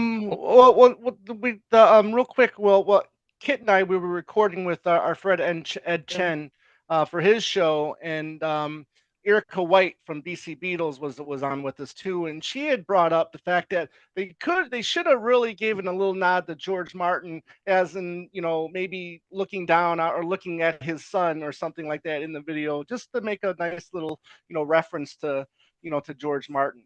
Yeah. But that was pretty cool. Can I mention a comment? I'm trying to keep up with the comments. So I my know. friend I'm Lee trying to says, do. why did they just record it if they're not going to converse? Jeez. And the only reason I'm saying that is Lee has been giving me hell lately, so it's okay, Lee. But no, Mark Zutkov says something about. Oh, and I passed it now. Of Oh, course, I've got it. would you I've got about it. Yeah. yesterday? There's a few of them. The one about yesterday. Would you have Goofy dancing in the yesterday video? I wouldn't. He says, and I think there's a difference here because we're dealing with the passing of John and George. Mhm. I think we're also dealing with, this is not just a song and a music video. This is an event. This is a, you know, the last thing. This is our thank you and good night. Yeah. So, you know what I mean? I was really pleased to piggyback on what Kit was saying, that they threw in so much silliness. I was taken aback by it at first. I was like, Me what? too. What is Yeah. it? But I was I like, don't know, but the more, but I'm glad that we're doing this on the Monday and not like on Thursday night, like after everything had just come out. I'm glad that we've all had a few days to kind of chew on this, because I thought about it over the weekend. I'm like, oh, the Beatles have always been about irreverence and goofing off and being silly and funny and injecting, you know, they were full of humor and fun and positivity, right? That was the thing that I wrote a blog piece on December 8th, 2020 about my memories of December 8th, 1980, and talking about, from that point on, it was like the Beatles was like frozen in amber. Suddenly everything was very somber and sad and serious and heavy, right? And I really loved the fact that this thing was so light and fun, that they added some irreverence to the thing, because that's really what they've always kind of been about. It was never something to be taken seriously and, you know, like a U2 video or something like that. Well, it's Not to knock bittersweet. U2, but you know what I'm saying? It was Yeah. let's have some fun. Let's enjoy ourselves and Yes. be silly, you know. Otherwise, it could be a complete dirgy kind of thing. This is a little bit of. I love the way the contrasts. It's Right. good. Yeah. You know, I think it was good as they There's did. always then that, and again, that's another part of their genius, is to be able to sort of explore these very heavy emotional topics of loss, of, you know, grieving and all that kind of stuff, with some lightness thrown in there at the same time. I think the rhythm section groove and the tune, kind of the production of it, has this uplifting quality to kind of help sell the heaviness of the lyrics. There was another song that my wife and I were talking about recently, where it was like a really, really heavy lyric, but the tune is very bright and uplifting, and it helped. I forget what song it was. Yeah. But I mean, if you, Hey Jude is another example of that. When you know the history of what that song is about, it's like, Right. you know, it's devastating, but that track is just, you know, pumping away, and it delivers this very heavy subject to you in a setting that kind of reels you in with a little bit more light to it. You know, I had no problem once I understood what was going on in the video. I hesitate to call it a video, because it's not just a music video. It's its own Lodge. thing. It's like a short film of this particular moment in time. I was like, you know, I was confused by it at first, but then I was like, oh, I get what's going on here. Yep. Yeah. I think it takes brass ones for Paul and Ringo, but for Paul to really like let people know, he keeps his cards pretty close to the vest most of the time, but here he's like, yo, I'm 81. Yeah. This is where my head is at. I think about these. I mean, I'm getting choked up. I think about these dudes all the time. I mean, imagine going through what they went through together. I mean, and having these and all of us know what that's like, to build these relationships that last you and the rest of your life, beyond, that transcend, the physical realm. It's like, I think about these dudes all the time. So here's where I'm at, folks. I think it took brass ones for Paul to put that out into the world. Yeah, I mean, it's a celebration, not to get too heavy here, but I mean, it's a celebration of life, but it's also looking, it's looking back. It's recognizing that, kind of his mortality in a way. I mean, it's looking at, everything comes to an end, and so it's that too. But as I said, Peter Jackson did a great job of balancing all this, because this could have been really depressing. I mean, because those are some heavy subjects. But, but by balancing it out with the lightness and reminding us of, how funny they were and the cohesiveness. I mean, we've seen all the video of them kind of kidding around in the studio from the beginning. Denzel Hoffman, whole movies. I mean, that's how the Beatles always were. John in particular, joking around and stuff. And I like, I love this thing about it to me, that Paul, well, first of all, Paul, I think we can agree, was the driving force. So he's the one that really wanted this for so long. And I think Tom and I maybe were wondering, right, if this flops, if this is not good, is Paul going to have to own that? And I thought, I guess he will. Whether you say it like a Broad Street or a Magical Mystery Tour film like Disappointment or whatever. And it turned out, but he gets all the credit if he does good, or not all of the credit. I don't mean, I'm saying things loosely. Right. Of course, not all the credit. Other people are responsible as well, sure. But like I said, I salute Paul. I give him the credit. You did it. I feel so great that he did it. And even at this age, he could still know what to do. He could know how to handle a subject like this and a song like this, and the last Beatle song that's important, that it be something that people like for the most part. Of course, you have detractors. There's always detractors for one reason or another. But overall, they had their detractors in the 60s. Yeah, sure. That's true. Yeah. The initial reviews of Abbey Road were not particularly good. There was even a bad Sgt. Pepper one by somebody famous. I forget who that was. Oh, yeah. Richard, somebody from the Village Voice. You know what happened with that? Did you hear the story? It turns out someone gave him a stereo copy of the album, and he only had one of his speakers plugged in. Oh no! Dude wrote a review of like the left channel of Pepper.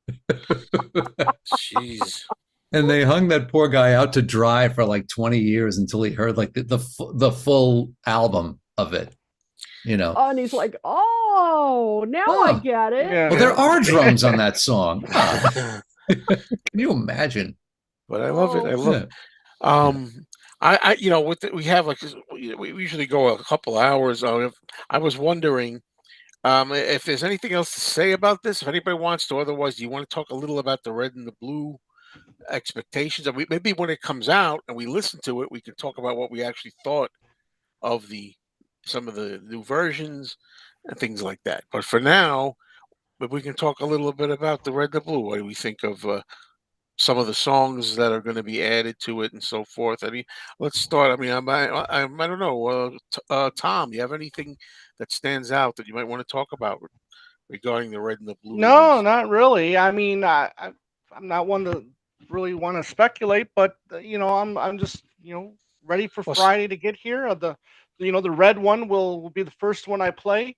Me too. Because I think the one we're all really looking forward to listening to, because they haven't touched that era of the band yet. So that's the one I'm really looking forward to listening to. And obviously, tracks like Hey Bulldog and Fool on the Hill. I can't wait to hear what they do with that as well. But yeah, I'm excited for it.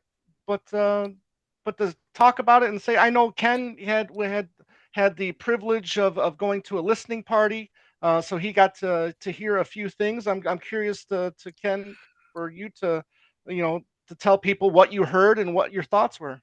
Well, they played Ticket to Ride and they played I Am the Walrus. Oh, well, Theater setting in Dolby Atmos.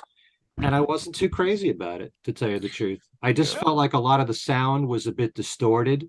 Hmm. And with I Am the Walrus, you got to hear the King Lear bit going, bouncing around in different speakers in the back. But I wasn't too impressed by what I heard with that. I don't think that's the way for me to judge this whole collection based on two songs. I'd rather No. listen with my headphones on when they both come out. Right. But Right. you know, the sound seemed very distorted and compressed to me in that room. And I don't have a system here where I can listen in Dolby, although there's supposed to be headphones where you could listen in Dolby, something like that. I'm not really sure. Yeah. What is that Apple. exactly? What is Dolby Atmos exactly? Am I the only one that doesn't understand what Well, isn't it supposed that to be is? complete surround sound? Yeah, I don't fully understand it either. And Ed Shen, shout out to Ed Shen, he's been trying to talk me into getting these Apple AirPods. I forget what the exact, probably you guys out there will know, or maybe they're not, they may be over the ear Apple headphones that's supposed to give you the Dolby Atmos experience. And so he's been trying to convince me to get these. So maybe I'll cave. I don't know, but I don't quite understand it either. I mean, is there some sort of bias against like 5.1? Mm-hmm. Like actual? I'm sure you know. I don't care our about that. viewers out there will tell us. To convince Well, us I out mean, there, guys. Yeah, I mean, there's only 0.00001% of the population that has the technology to listen to the Dolby Atmos anyway. So For I the mean, 20 people it's who buy Quad. Anybody right. remember Yes. that Yeah. Quadraphonics. Convince us, Yeah. guys. Why should we do Right. it? Yeah, I don't know because I'm thinking. I'm sorry, but maybe I worded it wrong too. I was also thinking we could talk about a little bit what maybe some of the songs we like that are on it, added or not. I just something to flush it Yeah. out a little bit, not necessarily speculate on the sound without Yeah. having heard it. I'll But I mean, tell you what. Okay. If it was I was listening to my Red CD tonight actually, and I had the playlist of the new editions in front of me while I was cooking dinner. I was really. It's interesting because I've always felt that the Red and Blue albums were slightly redundant for people like us, right? Those of us, you four and myself, those of us who are, who belong to what I call the Beatles industrial complex, who like have every record, who have multiple copies of every record. And one of the perils of doing what we do is we encounter what I call civilians, who, hand to God, I met someone 5 years ago who told me that his favorite John Lennon song was While My Guitar Gently Weeps. Oh boy. Sure. I wish I was making that up. I also met someone who thought Imagine is on the Let It Be album, right? So those people are out there. So He I wasn't feel Frank like Sinatra, was he? Yeah, right. If I ever met Frank Sinatra, Joe, that would be all I ever talked about. But that's beside the point. So I feel like the Red and Blue albums are great for folks like that, who are more sort of casual fans, and because the Beatles never did like a greatest hits package per se, and a lot of those greatest hits, I mean, we forget, were like the Eagles' greatest hits, Steve Miller Band, Elton John. A lot of artists had like greatest hits packages that were like pretty well known unto themselves as a thing. I feel like this was always the collection. Was the collection of oldies the greatest hits? Yes, it was. But that was that's true. In England. That's true. But that was only in England, right? That was only in England, yeah. and it was because they were still working. They didn't have Pepper wasn't ready in time for Christmas, so they had to put something out. But as far as like the full span of their career, I think for the casual fan who I've just described, who doesn't know all the, because it's like there's a continuum. There's like folks like I just mentioned, and then you have the people who can look at a copy of Yesterday and Today and tell you which Capitol pressing plant it was made at. Yeah. Right. Those folks probably are not rushing out to get the Red and Blue album. I could be wrong. I don't know. But I think, growing up, like my dad, my stepfather, my mother, like my uncles and aunts, they all had like all of the albums. I only saw the Red and Blue albums in like my friends' parents who didn't have any records. They would be like a Leo Sayer album, the Saturday Night Fever soundtrack, and the Red and Blue album, right? So, Right. you know what I mean? So I've always felt that was more for folks like that who kind of want a bunch of, Beatles tracks all in one place. And it really does serve that purpose really well. This is a very satisfying listen from beginning to end. And when I was comparing it to the new track listing, like, ooh, they're adding Saw Standing There and Twist and Shout. Interesting. I think the new tracks that they're adding are right on the money. I love the fact that they're putting a heavier dose of George onto this thing. The tracks are arranged chronologically. You can trace the development. You can trace the evolution of the sound. John, they said that's the CDs are going to do that, but apparently it's going to be a separate disc vinyl on the vinyl that's going to have the new tracks on the third album, which I'm not happy about that. They're not going to do chronological on the vinyl. Right. So the vinyl releases, the first two will be as is, like it was originally released. Then the third vinyl will be those bonus tracks. Now the CD, that's where they'll do it all in chronological order. Yeah. What is the logic behind that? Don't know. Timing, the vinyl. I mean, probably the fitting, the fitting of the track on the. I guess. Maybe to keep it more authentic, for the purists. I don't know. Also, somebody said, I don't know if it was Tom. Somebody said that at first, if you could believe it, they were going to make the vinyl. They wanted maybe chronological, but they did not. And then they wanted to change. It was too late by the time they changed their mind or something. I've heard. Yeah. And then they just went ahead with the CD and made the CD chronological. Huh. But they couldn't go back on the vinyl. I heard that as well. Don't know if that's a rumor. That's interesting. It's really strange that the last song chronologically should be Now and Then. Because I Want You, She's So Heavy. Yeah. Right. Well, I mean, I don't like that being on there, but this is what we talked about on one of my live streams. It's everybody, we can go forever on, well, I like this on there, but I don't like that, and this should have been. Like for me, I'd say, I love Roll Over Beethoven. I would have. I don't. I'm not wild about Do You Want to Know a Secret, but for some reason, I think Do You Want to Know a Secret fits the package more if you're going to put another George. An early George track, yeah. It was a hit in the U.S. A hit. Okay, you bring up this Roll Over Beethoven. This boy, I'm really excited about. Yeah, exactly. And Joe, you bring up Roll Over Beethoven, and one of our viewers, Mark Boland, brought up this question, and so good one to ask. What do you guys think about the cover song editions? I'm glad they're doing it. I think they definitely made an effort when it first came out in '73 to make sure they were all original. Yeah, I know what we talked about this on another show. I just for me personally, I kind of think Twist and Shout. Yeah, I think you need. That was a number 2 here. But the other ones, I'm kind of like, you really got to hold on me. Love it on With the Beatles. Don't think it should be on this, but this is all my opinion.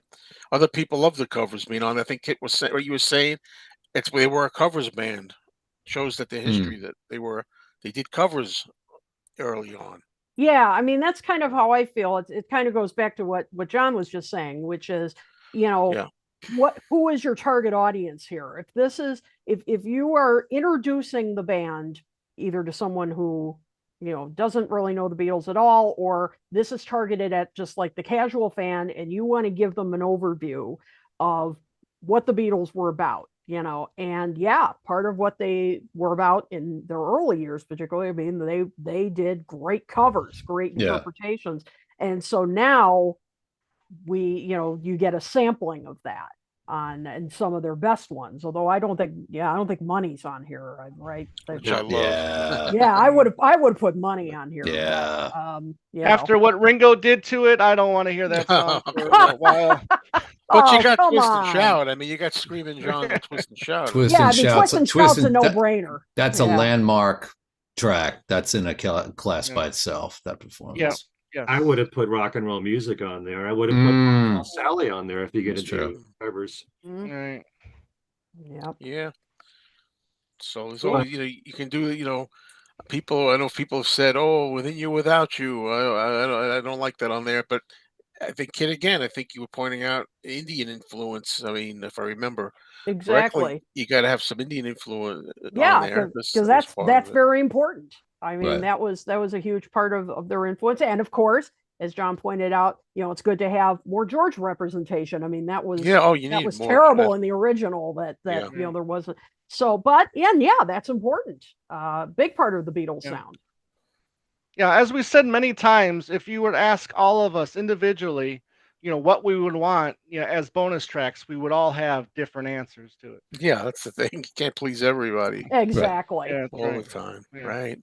But I So think that, certainly in my opinion, I was really surprised when I heard that they were going to reissue the Red and the Blue. And it's not because I haven't loved those collections. I was excited when it came out, even though I had all the songs. But it's always important for every major artist that's had hits to have a greatest hits of some kind. And the Beatles never really had a proper one at all. I mean, there was a collection of Beatle oldies at the end of 1966 in the UK. Hey Jude was sort of a compilation in a way, but we never had a real full-fledged greatest hits Beatles album. And for the band that had more hits than anybody else, that's insane. And so I think in 1973, a lot of people forget how popular these two collections were.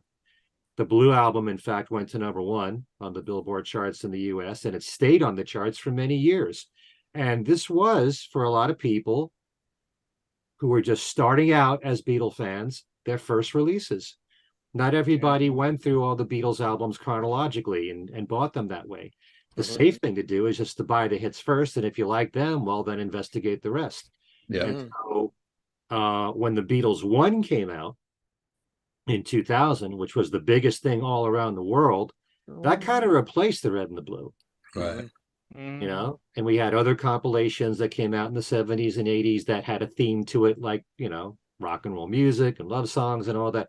But as far as a hits collection, the Red and the Blue were really a better representation than the One album. I mean, the One album is great because it has all the #1 hits.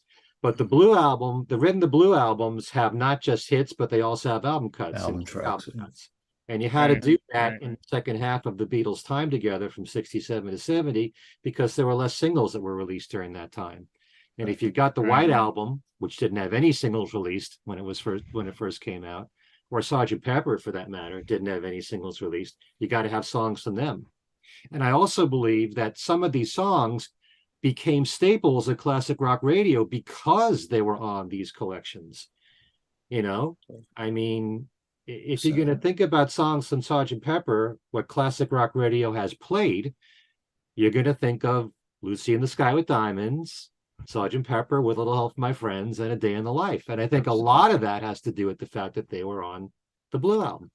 And back in the USSR, and Obla Di Obla Da and While My Guitar Gently Weeps are 3 of the most played songs from the White Album on classic rock radio.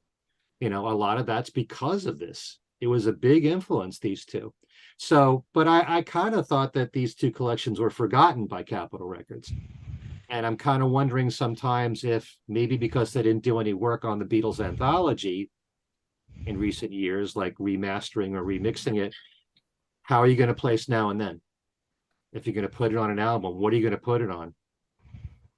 I think it's kind of awkward on the Blue album. I really do. To go from on the CD, The Long and Winding Road, to Now and Then. 23 years. What am I talking about? 53 years being released as a single. That's kind of jarring there. Although, it's still a Beatles song. But I'm glad that Ken, they're doing this, but I kind of wish that in a way, if I could, I think it belongs more on the anthology. Like if they could redo yeah, Anthology 3 or do a right. repackaged anthology of some kind, maybe one disc or two discs, the best of the anthology, make sure Free as a Bird, Real Love, and Now and Then are on it. I think it probably would fit better there. Do you think that in this day and age, it matters that a song has to appear on an album? Can it just be a single in an age where we can go on Apple Music or any streaming service and create any playlist that we want? Does it I have to think for be? other artists, I don't think it would matter, but I think it does matter for Okay, this band. Yeah, that's true. If Hmm. you Got to be on. It's got to be on an album somewhere. You're saying? right. I Okay. don't mind. I don't mind. Well, I haven't heard it yet within the context of the album Now and Then being on it. But I mean, if they had it the last track, I think that would be good. But then I Want You, She's So Heavy has to be a last track. I mean, with that ending, I think, right? Mm. Or does it? Do you do I Want You, She's So Ken, Heavy, and then yeah. Now and Ken, Then? I'm curious because you talked about you were able to hear the song at the listening party, and you gave us what you thought. Then I won't. But I was curious if has your opinions changed since then? Oh yeah, definitely. I only got to hear the song twice at this press event a Mm, few weeks ago. And I was kind of taken in by the whole event and the whole thing. And it's kind of difficult to just focus in on the song. And definitely when I saw the video for Now and Then there, Mm, that was very emotional for me.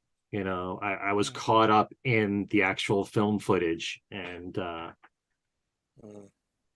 you know, I almost cried when I saw the Yeah. video. Can But imagine. having a chance to listen over and over and over again to the song, and especially in my headphones, and also watching the video too, I definitely think that it's a work of art. What they had to work with, Yeah. um, Yeah. piecing it all together, adding the orchestration that they did, adding a little bit of the background harmonies from Because and They Say Eleanor Rigby is in there, and Here, There, and Here, there, everywhere. Yeah. I don't hear Yes, it, here, but there, and everywhere. Yeah, I Yeah, didn't it's hear in it. I there. didn't pick that up. I haven't caught any of those. They're saying that they were flying in harmonies from other songs. I haven't caught what those are Yeah. yet. I haven't Yeah. Well, listened that's close good. enough. That's good. Because That's what I because said. you Yeah. can hear that a mile away, but Oh, so that's what I Okay. said. yeah. I didn't hear it. I couldn't tell it a Mm. mile away. That's why I was like, wow. the Well, other Oh two yeah, we caught because right away, now, especially when I was during that saying all guitar that solo. before, what you just didn't say anything. No, Oh, no. I yeah, mean, yeah. but here, there, and everywhere, and Eleanor Rigby, I haven't heard it. I mean, it must be very subtle. Yeah. Back to Red and the Blue, the timing is good on this. I mean, it's not inconceivable that a lot of young people might be exposed to the new song and like that. And then still, let's hear more of the Beatles. And it And is the 50th anniversary of those records. Why not? Yes. yeah, Yeah. yeah, yeah, that too. There was a listener who wrote into the recent show that we did on Things We Said Today for our 400th episode. And I had talked about how popular the Red and the Blue albums were when they first came out. And like I said, it was on the charts for a long time. And if you take a look at the album charts today, when it comes to rock or classic rock of any kind, just about the only thing you're going to find are greatest hits. Mm. And so it might make better sense. Well, if you don't want to play off the Beatles one again, bring back the Red and the Blue. If you're looking for something that could stay on the charts for a long time, have some kind of longevity, because all the albums that come out from veteran artists today, they might chart high, but they're off the charts in a month. If you're looking for something that's going to stay for a while and consistently sell, the Red and the Blue could just hit the mark like it did, Right. With one. or one. One was tremendous. One was Every it now was, and then it it was still huge reappears when on that was happening. Yeah. Yeah. So, Yeah. To piggyback off this idea of the younger generations getting introduced to the music, and not just younger generations, but people just in general who are less familiar with the music and the history. I think we're at a point now where I don't know that the Beatles are as all in like pervasive throughout the entire culture as they once were. And I'm starting to see articles written by people who seem to know less and less. And there just seems to be a general decrease in basic knowledge about stuff. And even to the point where now there's these hot takes about like how overrated they were. And I don't know what the fuss is about, all this kind of stuff, right? Which I'm sure we've all experienced. When I saw the Get Back film for the first time, I really loved the fact that it opened with this very brief overview of their entire career from like John Meets Paul in 1957 up to 1969. I thought it was a masterful job of like giving a real like brief but comprehensive look at like as context for what you're about to see now. Because in the weeks leading up to when that film come out, I had everybody coming up to me like, so John, why should I be so interested in this movie? And then like 25 minutes later, when I was still explaining to them what the deal was, and it was like that scene in the movie Airplane where the guy like is like hanging himself or whatever because the guy won't stop talking. So I was so pleased that like they give you like the story, just for the uninitiated, here's the deal, right? And I think things like that are so valuable now. So I think a collection that goes like, look, if you're not going to do the deep dive and buy the $300 reissue of the album that's got like 8 hours of outtakes on it for everything, here's a CD package that gives you a nice sort of primer, just to get a sense of what these guys were about. And by the way, have any of us mentioned the Alpha and Omega set that inspired these collections to begin with? Somebody mentioned that in the comments, so I'm glad you brought that up. I mean, and somebody said we have Alan Klein to thank for the Red the Blue album. You know what? Yeah, it was true. In a weird way. Let me tell you something. The man that brought us the Hey Jude album, which is my favorite American album, right? Same here. I mean, I think. And it just, 1972, 73, a brazen, blatant, illegal bootleg called Alpha and Omega. I think it was was it a 4 LP set? I have it somewhere over here. You do? Really? Yeah, Oh yeah, you got it like back, like what, like from back in the day? I didn't get it back in the day. No. Okay. I mean, the thing must have sold in sufficient numbers for Capitol to take notice and say, we gotta, get out in front of this thing. Right? Yeah, that's part of why they did it, I believe. Yeah. It is. Yeah, because after they finally, shut it down and all, I think they thought, but hey, this sold a lot. There's clearly a market for this. Yeah, for a greatest hits package. They took the tracks. It almost sounded like needle drops, if I remember. Wow. It was right off the records, really.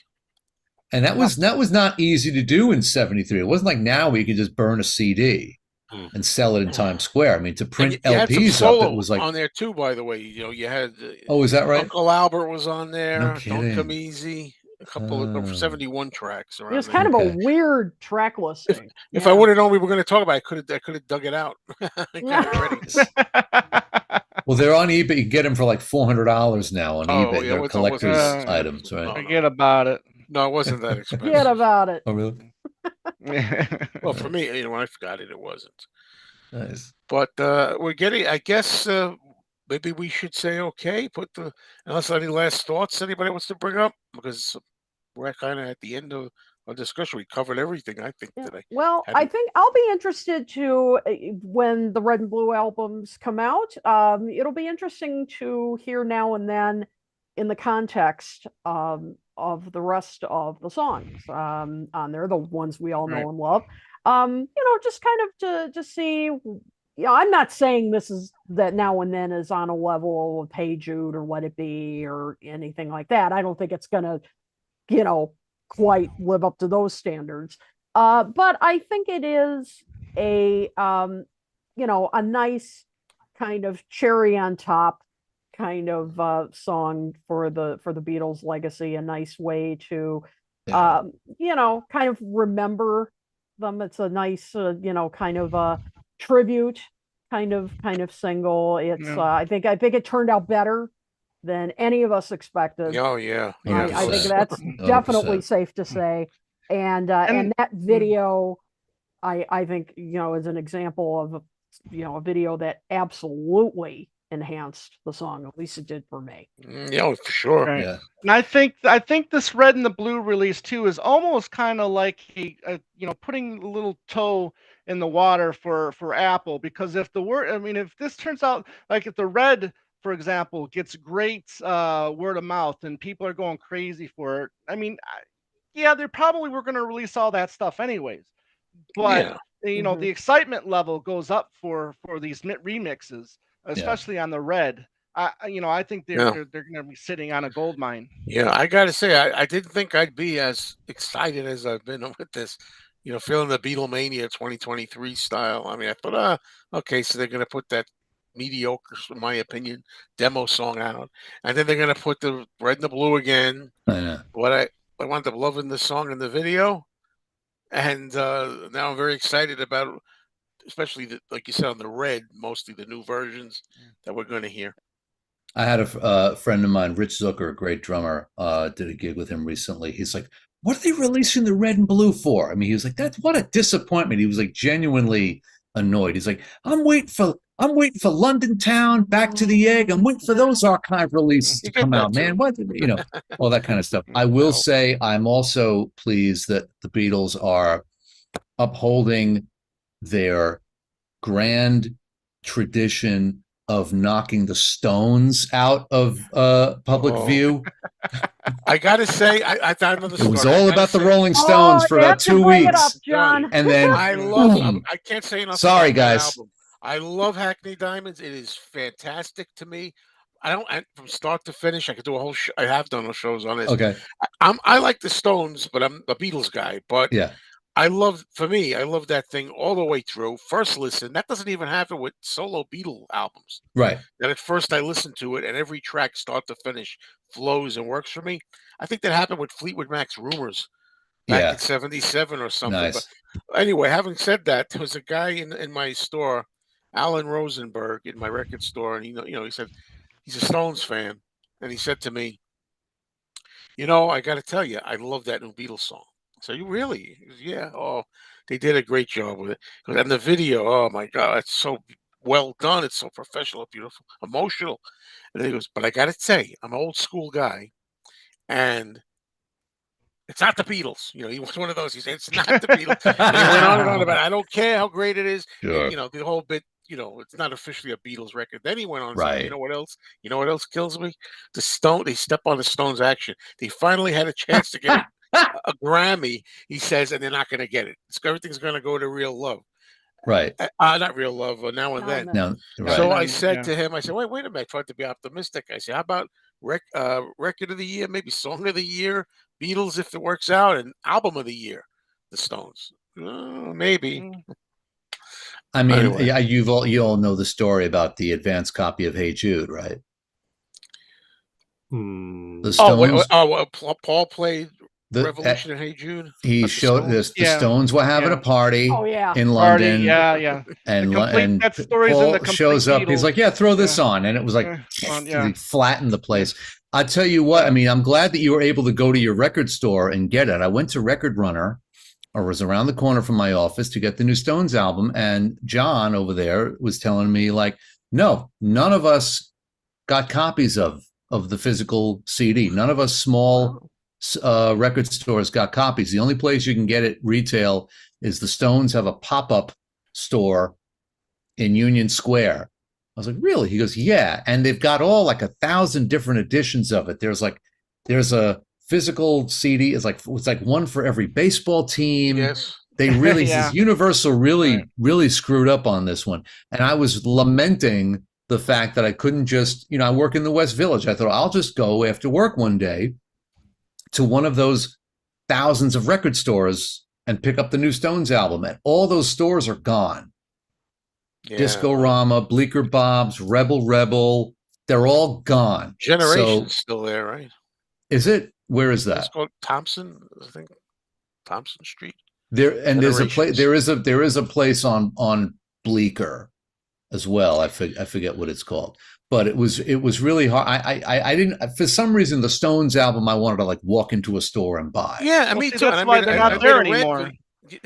I made a rant video about it. I do rant videos too. You Oh, stopped really? going. I couldn't get. I don't do rant videos, Joe. I just go on other people's shows and rant. Yeah, I couldn't get a and CD. then I go. And then I leave. Everybody had the stores I went to had the vinyl, but I wanted the CD. And I'm like, I'm not going to buy this without having heard it first. I might not like. Who knew I was going to love it? It is already one of my top 10 albums of all time by anybody. I'm glad to hear that. Now I'm even looking forward to it even more. With very little to do with the fact that Paul's on it. Some people say, because Paul's playing bass on a track. That's why. I had no. That's just a cherry on the cake. How many tracks have Charlie Watts on them? 2. Okay. And then the rest of it's Steve Jordan, yeah. One has Bill Wyman on it as well. Bill Wyman, yeah. Yeah. Elton John's on 2. Nice. Stevie Wonder's on there. Stevie Wonder, yeah, with Lady Gaga. Yeah, I love that. Interesting. I do believe that the release of Now and Then was delayed. This is just my opinion. Rolling Stones album. To let that go out, wait a couple of weeks, then put out the Beatles. I think so too. That makes sense. Well, how about we wind it up now? And Kit, usually you take care of if you're feeling up to it. You have a little toothache. Yeah, tooth extraction. Yeah. Yeah, if you want to talk about where to find us and so forth. Of course. Well, first of all, we had a wonderful crowd tonight for our live show. So thank you everybody. All. Yes. So John, you are a good luck charm. We had a great turnout tonight. So thank you. Don't forget me telling everybody on my live streams. Tune in. Right. Yes, absolutely. Not bad for a mystery guest, right? Yep. So there you go. The mystery guest was our good luck charm tonight. So thank you all for tuning in.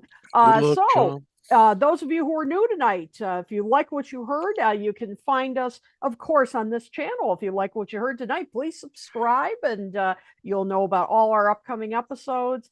And you can also find us on, if you like to hear just the audio version, we're on virtually any streaming platform you can think of. You can find us on our website at talkmoretalk.com. You can follow us on Twitter at talkmoretalk1, the number 1. And you can also contact us at talkmoresolotalk@gmail.com and let us know what you think. We always like feedback. And if you have ideas of what you'd like to see on future shows, please let us know. And one of your ideas may just show up on a future episode. And of course, follow us on Facebook as well. And of course, follow us there, or hit the like button actually, and you will be notified of future episodes. As always, we couldn't do this without you. As far as what's coming up, my other show, Toppermost of the Poppermost, the latest episode just dropped, where we look at the UK charts in October 1963, where the Beatles have pretty much taken over the charts in the UK, and coming up will be our look at the US charts. So that's that. Tomorrow I will be on the Tuesday Night Record Club at Monmouth University, of course, on Zoom, where your friend of mine, Ken Womack, and I will be looking at Fleetwood Mac's 1975 album, of course, the one that Lindsey Buckingham and Stevie Nicks first joined the group. It's an incredible album. Self-titled, indeed. And, so many classics are from that album. It's completely free to attend. You just need to register. And so I will have the link. I think it may already be up on our Facebook page. So all you have to do is go over there and register. As I said, it's free. It's tomorrow, November 7th at 7:30 p.m. Eastern.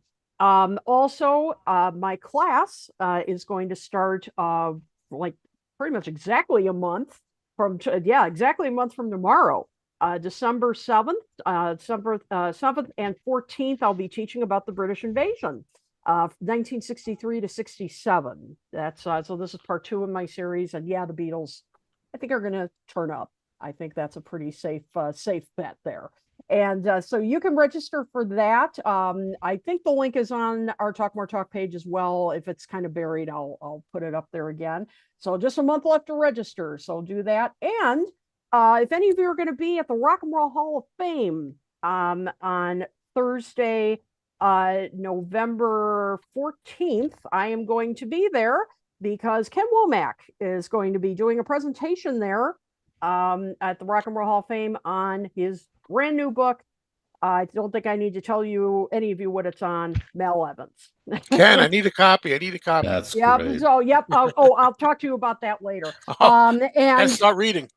Yeah, talk to me about that later too, Yes, kid. exactly. If you know what I mean. Yes, absolutely. And so he is going to be there at the Rock and Roll Hall of Fame next November 17th. Excuse me, November 17th, next Friday, where he'll be talking about his book, and he'll be joined by Mel's 2 children. Yes. Now all grown, obviously. Yeah. And so he'll be there from 7 to 9 p.m. At there. And so I'm going to be there, and hope to see you. You can register for tickets, which are free, although that does not, the museum will be closed, so you don't get admission to the museum. So just go to rockhall.com and you can find out information on getting tickets if you're so inclined. So Rome Loves Dan says, buy the book, Mayo. You don't understand. I got to have it ready. So I have it ready for an appearance here. Let's just say everybody's a comedian. You're going to hear a lot more about the book on this show in the very near future. Okay. That's it. How are you supposed to buy something that isn't out yet, by the way? Right. Oh, yeah. Just saying. That's what I mean. Connections. So anyway, and I got nothing. No, I got on my channel. I mean, Mr. Mayo on YouTube. I'm kind of now and then down in a way right now. I'm not ready for the red and the blue, the next thing. But there's lots of videos about now and then, all kinds of stuff, discussions and show and tell and all this kind of stuff. And just check out my channel, please. And then I'm going to brush right through. Okay, Tom, how about you? What's going on? Well, thank you, Joe. Oh, how Fleetwood Mac's history would have been different if Bob Welch never left the band. But anyways, that being said, for Two Legs, yes, we've been our subscribers have really been jumping lately. So thank you for all the new subscribers for coming on and checking us out. So check us out on Two Legs, a Paul McCartney podcast on YouTube. Welcome to all the newcomers. Obviously this past Saturday, we talked about what we're talking about now, now and then, what everybody's been talking about. This week, we're helping to do a show on Paul's recent collaborations. Obviously, we got the Stones, we got Ringo, we got Dolly, and we got Jimmy Buffett. So we'll be doing a show on all those tracks and reviewing those. And we hope to be doing part 2 of our look at the relationship between Paul and George after the Beatles. So be on the lookout for that. 2 weeks ago, my cousin David, or my original co-host, stepped in, and David and Andy did a show on electric arguments, and that's been doing really well. So check that out as well. So again, thank you, everybody. Appreciate you guys checking us out. And also check in Talk More Talk out as well. Like Kit said, we can't do this show without you guys. You guys really, get us. Even though we're really excited to talk about these shows, all your guys' enthusiasm, that's infectious, and it gets to us. And we like, that really, pumps us up even more to do these shows. So thank you to all of you out there for watching. Okay. John, do you have anything you'd like to talk about or plug or promote? Coming. No. That's so easy. So easy. I'm a therapist now. I'm lurking in the shadows of music and social media. So I pop in from time to time. Oh. But I perform here and there occasionally. But yeah, nothing to promote. But all my YouTube channel is still up with all my stuff from the past. JohnMontagna.com. You can still look at things. This is kind of, I'm in the phase now where I just pop on to other people's podcasts and rant and then split. Okay. Well, I'll put your thanks. channel in the description. I appreciate that, kid. Sure, Thank you. you're okay. Ken, of course. Let us know what you're up. You're the busy man, as always. Well, let's see. The last episode of Things We Said Today was our 400th episode. And to celebrate, along with my regulars, Alan Kozin and Darren DeVivo, we brought Steve Marinucci back. Steve and I started the show back in 2012 when it was strictly a news show. And then a few years later, we expanded it to be all-encompassing Beatles, group, solo, everything really.